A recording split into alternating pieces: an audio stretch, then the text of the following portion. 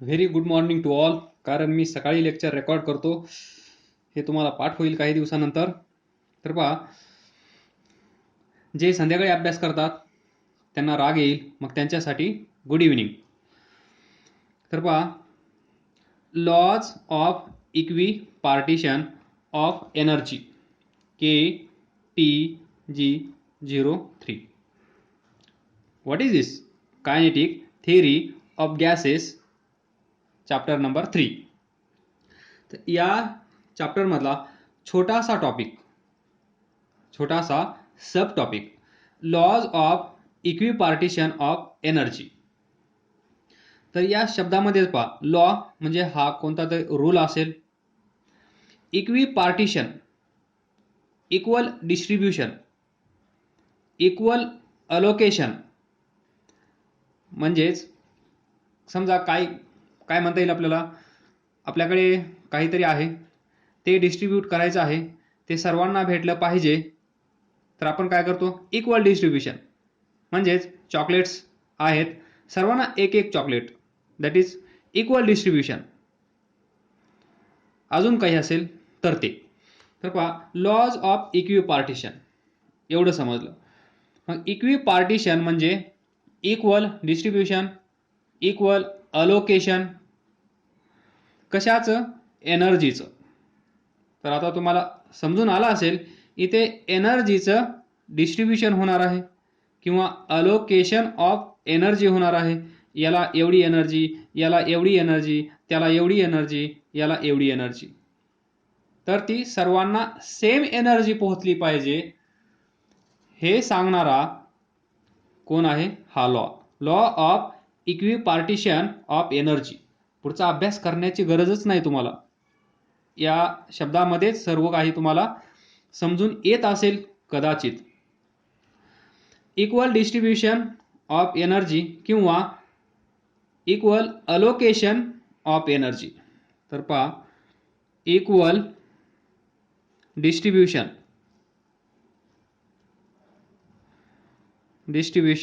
Of energy किंवा equal allocation of energy. फक्त आपण डिस्ट्रीब्युशन करत आहोत, अलोकेशन करत आहोत. ते कुठल्या डायरेक्शनमध्ये करत आहोत हे आपण सध्या या डिस्कशनमध्ये इन्क्लूड केलेलं नाहीये. माझा हेतू हाच आहे की तुम्हाला फक्त या लॉचा अर्थ समजला पाहिजे. In short, laws of equipartition of energy, equal distribution of energy किंवा इक्वल अलोकेशन ऑफ एनर्जी. तर पहा, त्यानंतर second, degree of freedom. Degree of freedom हा टॉपिक आपण नंतर घेणार आहोत. इथे याचं थोडंसं नॉलेज आवश्यक आहे, त्यामुळे डिग्री ऑफ फ्रीडम काय असते हे तुम्ही 11वी मध्ये पण पाहिलं आहे. थोडंसं पहा, इथे एक हा आटम आहे, हा आटम. तर पहा, हा एक्स डायरेक्शनमध्ये पण जाऊ शकतो, हा ॲटम वाय डायरेक्शनमध्ये पण जाऊ शकतो, हा ॲटम झेड डायरेक्शनमध्ये पण जाऊ शकतो. म्हणजेच हा जो ॲटम आहे इथे असेल, याला एक्स कोऑर्डिनेट आहे, वाय कोऑर्डिनेट आहे आणि झेड कोऑर्डिनेट आहे या ॲटमला. याचा अर्थ काय? हा मॉलिक्यूल, हा ॲटम हा एक्स वाय झेड तिन्ही डायरेक्शनमध्ये हा फिरू शकतो. लक्षात घ्या, हा टॉपिक आपण नंतर डिटेल्समध्ये डिस्कस करणार आहोत. हा टॉपिक खूप मोठा आहे, कन्सेप्च्युअल आहे. तर पहा, इथे थोडीशी छोटीशी कन्सेप्ट जी इथे आपल्याला लागणार आहे ती म्हणजे, हा मॉलिक्यूल किंवा ॲटम एक्स डायरेक्शनमध्ये पण जाऊ शकतो, वाय डायरेक्शनमध्ये जाऊ शकतो, झेड डायरेक्शनमध्ये जाऊ शकतो, किंवा हा पहा,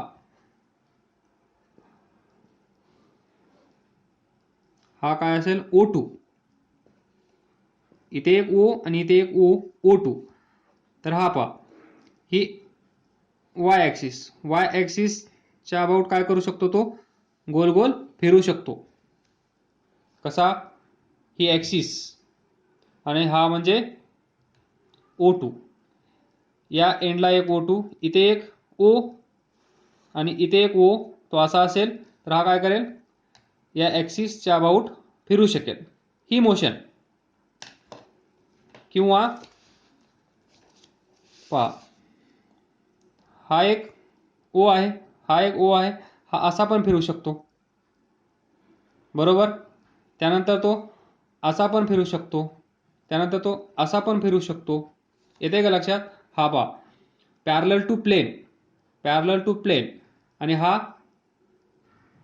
परपेंडिक्युलर टू प्लेन, ही motion. This motion is perpendicular to plane, that is vertical circle, circular motion. त्यानंतर ही सर्क्युलर मोशन, पाही, this motion is parallel to plane. किंवा हा ओ एक इथे असेल, एक इथे असेल, तर ते असं फिरतील. पहा बारकाईने पहा, दिस कॅपकडे लक्ष द्या, दिस मोशन.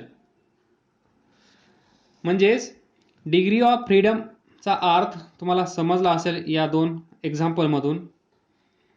दॅट इज, पहा, टोटल नंबर ऑफ वेज किंवा total number of coordinates that decides the position and configuration of that system. म्हणजे हा ॲटम इथे आहे, तर याचे कोऑर्डिनेट्स एक्स वाय झेड आपल्याला सांगतील की हा ॲटम इथे आहे.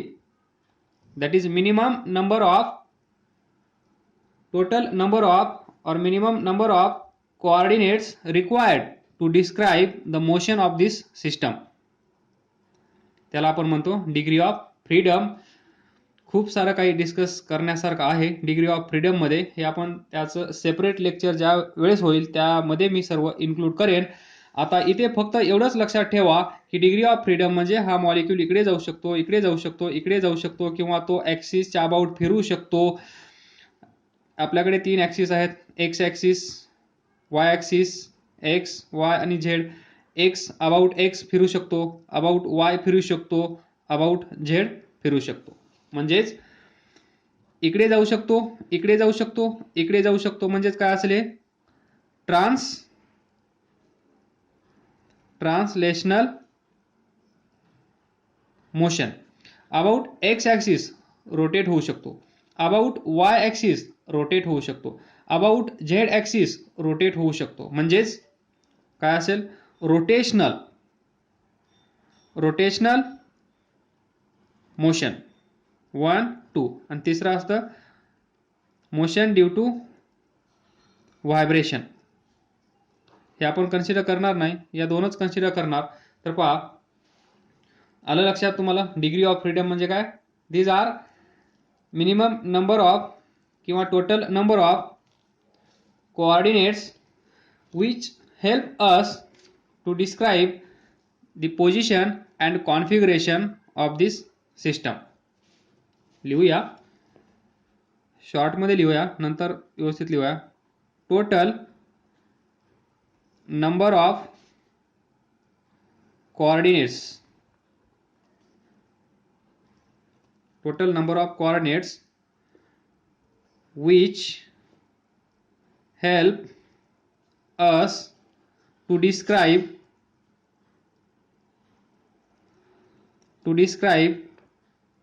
the motion of system. To describe motion of system म्हणजे तो इकडे जात आहे, इकडे जात आहे, इकडे जात आहे, किंवा रोटेट होत आहे about X axis, Y axis, Z axis. This शॉर्टमध्ये सांगितलं आहे, काळजी करू नका. एवढा पार्ट आपण डिटेल्समध्ये घेणार आहोत. इथे याची गरज आहे म्हणून डिस्कस केला आहे. तर पहा, come to our main topic, laws of equipartition of energy. तर पहा, आपल्याला माहित आहे single atom is free to move in x y and z direction. लक्ष द्या, single atom is free to move in x, y and z direction. म्हणजेच हा item असेल, हा प्लेन असेल एक्स वाय आणि हा झेड. हा ॲटम अलॉंग एक्स ॲक्सिस जाऊ शकतो, अलॉंग वाय ॲक्सिस जाऊ शकतो, अलॉंग झेड ॲक्सिस जाऊ शकतो. That is single atom is free to move in x direction, y direction, z direction. याचा अर्थ डिग्री ऑफ फ्रीडम या ॲटमची किती असेल? 3. कारण हा इकडे इकडे इकडे 3 डायरेक्शनमध्ये जाऊ शकतो, त्यामुळे डिग्री ऑफ फ्रीडम काय असेल? Minimum number of or total number of coordinates which helps us to describe motion of system. तर किती आहे तिथे? 3. x axis along 1, y axis along 1, z axis along 1 असे 3. तर पहा, then we know that जर इकडे असेल component of velocity along x axis vx, component of velocity along y axis vy, component of velocity along z axis काय असेल? vz. तर along this direction kinetic energy along x half mv x square, along y along x along y direction kinetic energy along y direction or along y axis 1/2 mv y square. Similarly along z direction kinetic energy along z half mv z square. 1 2 3. Total energy काय असेल मग? Total kinetic energy along X axis, along Y axis, along Z axis. So kinetic energy, तर पहा equal distribution of energy आपण सुरुवातीला बोललो. तर पहा हाफ एम व्ही स्क्वेअर इकडे गेली, हाफ एम व्ही स्क्वेअर इकडे, हाफ एम व्ही स्क्वेअर इकडे. पहा मॅग्निट्यूड पहा सर्वांचं सेम आहे की नाही? That is equal distribution of energy और इक्वल अलोकेशन ऑफ एनर्जी. हा जो गॅस मॉलिक्यूल आहे, हा जो ॲटम आहे, या ॲटमला इकडे जाण्यासाठी तेवढीच एनर्जी भेटली आहे, वाय ॲक्सिसला जाण्यासाठी तेवढीच एनर्जी भेटली आहे, झेड ॲक्सिसला जाण्यासाठी पण तेवढीच एनर्जी भेटली आहे. त्यालाच आपण म्हणतो equi partition of energy along X axis. पहा व्यवस्थित पहा, हाच लॉ आहे मेन. हा जो ॲटम आहे, हा ॲटम 3 डायरेक्शनमध्ये जाऊ शकतो आपण असं कन्सिडर केलं. Single atom is free to move in x Y Z direction. तर याच्याकडे काहीतरी एनर्जी असेल, त्या एनर्जी पैकी इक्वल एनर्जी आपण डिस्ट्रीब्यूट केली. जर त्याला इकडे जायचं असेल तरी पण तेवढीच एनर्जी, त्याला जर वाय ॲक्सिस सोबत जायचं असेल त्याला पण तेवढीच एनर्जी, त्याला जर अलॉंग झेड ॲक्सिस जायचा असेल तरी पण त्याला तेवढीच energy. That is equal distribution of energy is very similar to equal distribution of chocolates. कुणालाही राग येणार नाही, सर्वांना एक एक चॉकलेट. त्याचप्रमाणे इथे एनर्जीचं डिस्ट्रीब्युशन आपण केलं आहे along x y and z direction. ना या ॲक्सिसला राग येईल, ना या ॲक्सिसला राग येईल, ना या. कारण आपण काय करत आहोत? Laws of equipartition of energy. तिन्ही डायरेक्शनमध्ये सेम एनर्जीचं डिस्ट्रीब्युशन झालेलं आहे, अलोकेशन ऑफ एनर्जी झालेलं आहे अमंग दिस सिस्टम. अमंग दिस सिस्टम लक्षात ठेवा, हा जो सिस्टम आहे या सिस्टममध्ये एनर्जी 3 डायरेक्शनमध्ये डिवाइड झाली आहे आणि ते कशी झाली आहे? इक्वल. त्याचमुळे आपण या लॉला म्हणतो इक्वी पार्टिशन ऑफ एनर्जी. तर पहा next, then kinetic energy. Kinetic energy of a single molecule. छोटीशी कन्सेप्ट आहे ही. Kinetic energy of a single molecule is किती असेल, 1/2 mvx² plus 1/2 mvy² plus 1/2 mvz². This kinetic energy, total kinetic energy. काही energy along X axis, काही energy along Y axis, काही energy along Z axis. तिघांची sum केली तर आपल्याला भेटेल total kinetic energy of single molecule here item. तर पहा आपण या टॉपिकमध्ये मॉलिक्यूल घेत आहोत, त्यामुळे kinetic energy of a single molecule is this. Then एका मॉलिक्यूलची ही एनर्जी असेल तर याला आपण कसं लिहू शकतो, कायनेटिक एनर्जी पर मॉलिक्यूल. बरोबर, kinetic energy of single molecule म्हणजेच kinetic energy per molecule is, again kinetic energy per molecule is equal to 1/2 mvx², 1/2 mvy², 1/2 mvz². तर पहा कायनेटिक एनर्जी पर मॉलिक्यूल.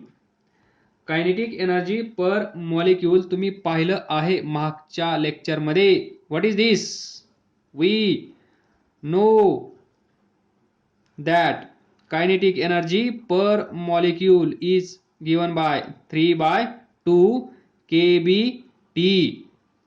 हा, आलं लक्षात सर, आलं आता येणारच. आलं लक्षात. Kinetic energy per molecule is this, and we know that kinetic energy per molecule in thermal equilibrium or in kinetic theory of gases 3/2 kBT, where kB is Boltzmann constant, T is temperature of gas.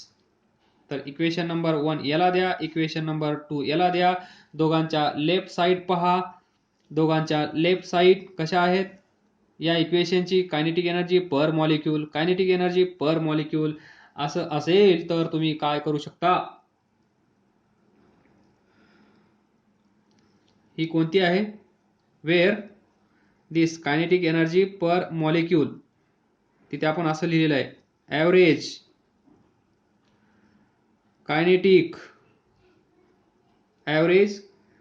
Kinetic energy per molecule.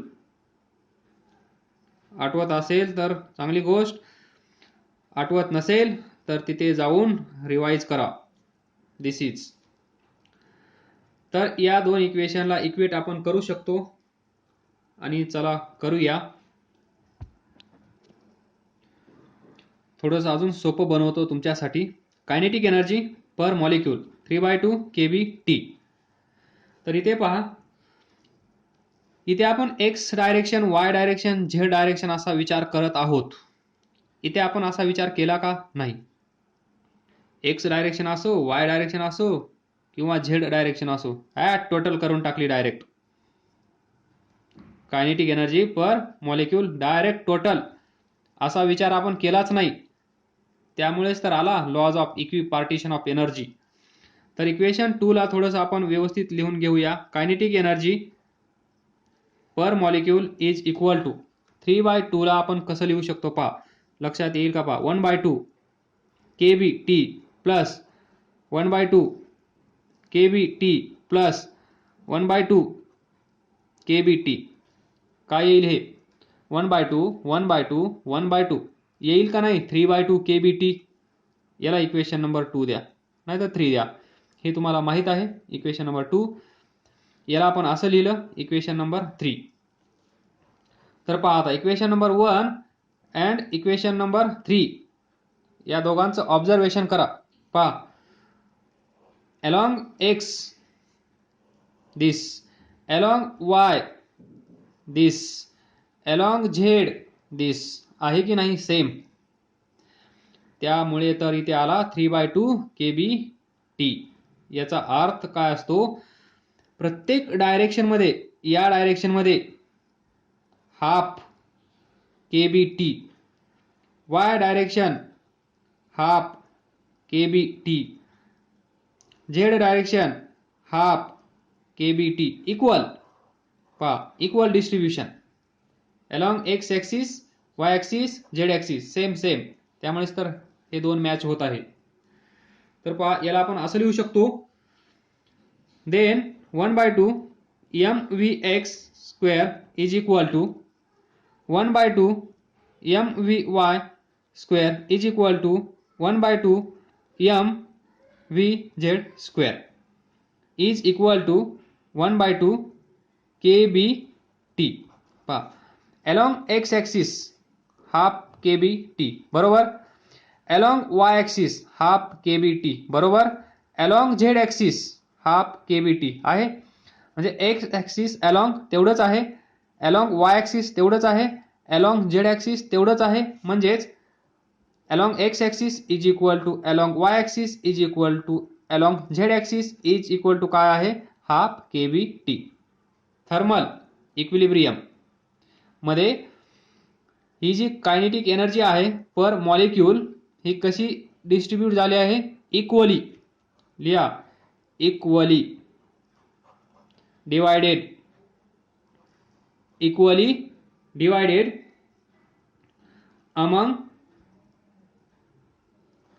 among the degree of freedom.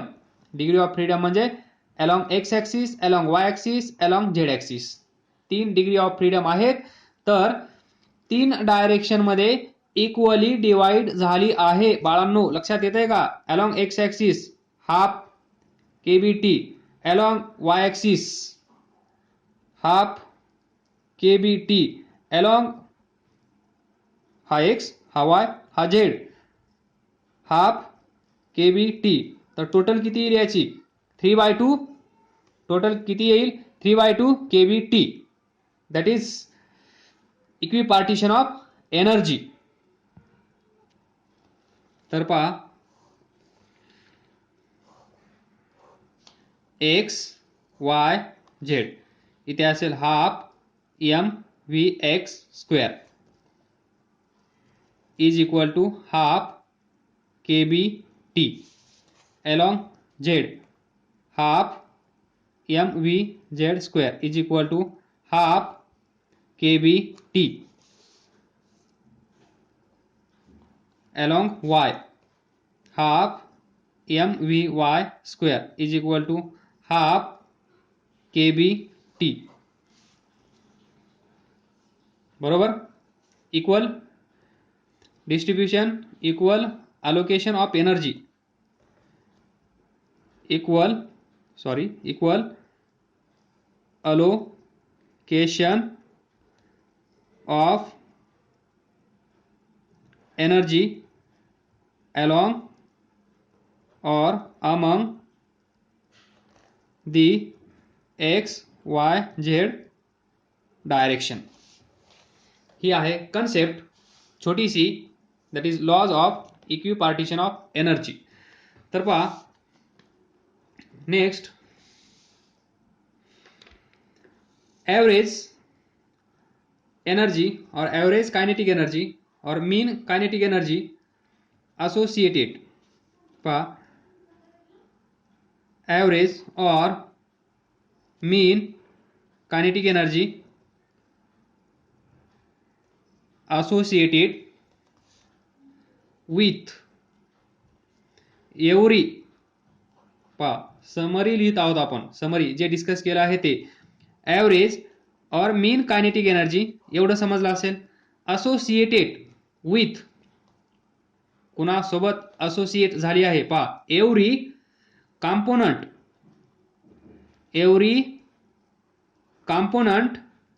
Of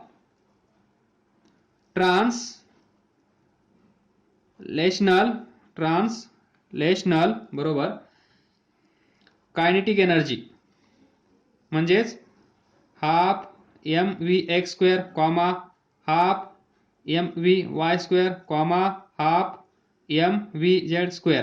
translational kinetic energy माहित असेल तुम्हाला. Average mean kinetic energy associated with every प्रत्येक X axis, Y axis, Z axis, every component of translational बरोबर आहे translational kinetic energy half mv(x²), half mvy², half mvy and vz², which is quadratic, सांगायची गरज नाही ना, quadratic in velocity vx², vy², vz². This quadratic in velocity component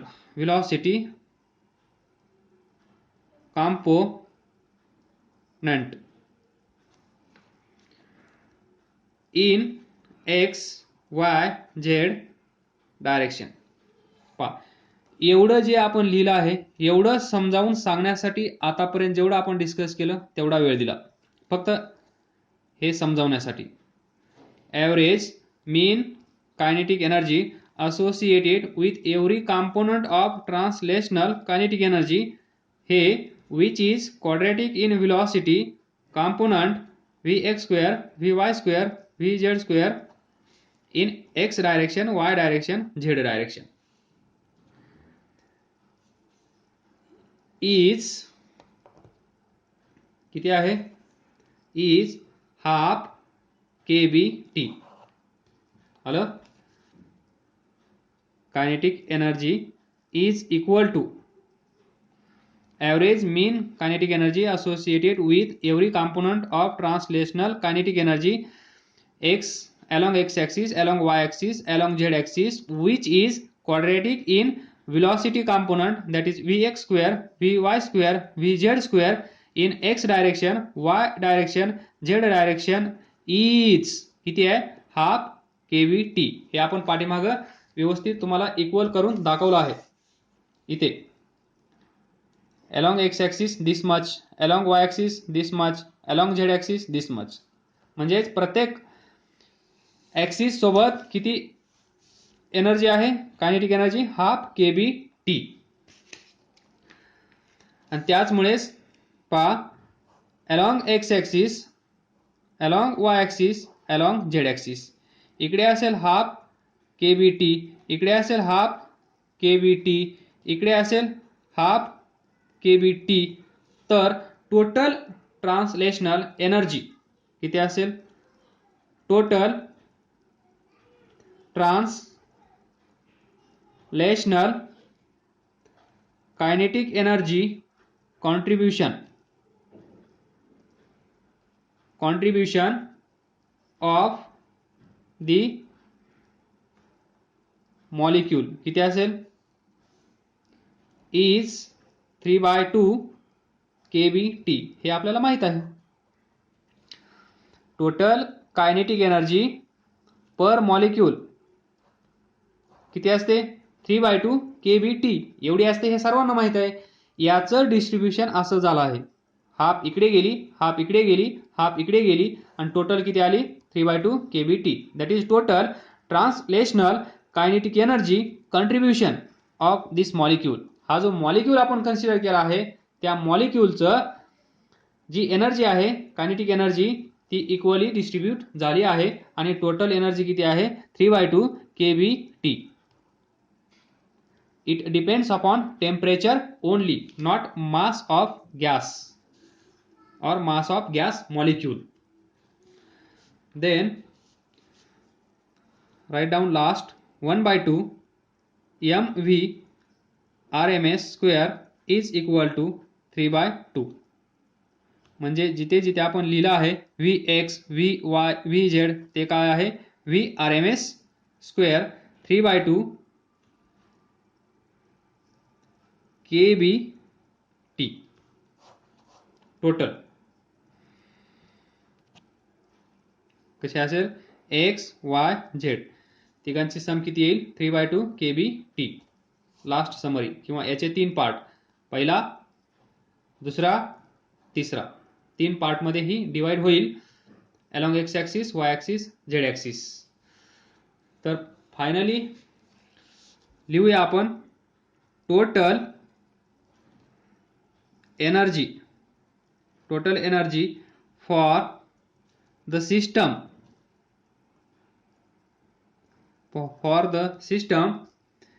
is equally divided among the degree of freedom. Total energy for the system, हा system molecule is equally divided among the degree of freedom. Degree of freedom म्हणजे काय X Y Z direction. 3 degree of freedom म्हणजे 3 directions. तर इथे पहा total energy, total kinetic energy, total translational kinetic energy is this in terms of temperature. तर along X axis, along Y axis, Z axis या तिघांची sum केली तर तुम्हाला हे भेटेल. आणि हेच आपण इकडे 1/2 जाईल, इकडे 1/2 जाईल, इकडे 1/2 जाईल. एवढं डिस्कशन खूप खूप मोर दॅन इनफ. तुम्हाला भरपूर काही तुम्ही शिकला आहात आज या लेक्चरमध्ये.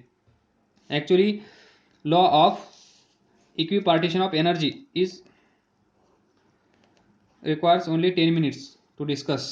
पण मी बाकीच्या सर्व क्वेश्चन्स वगैरे पाहून ते किती काय क्वेश्चन विचारतात ते सर्व इन्क्लूड करून त्यामुळे लेक्चर वाढलं जातं. So thank you.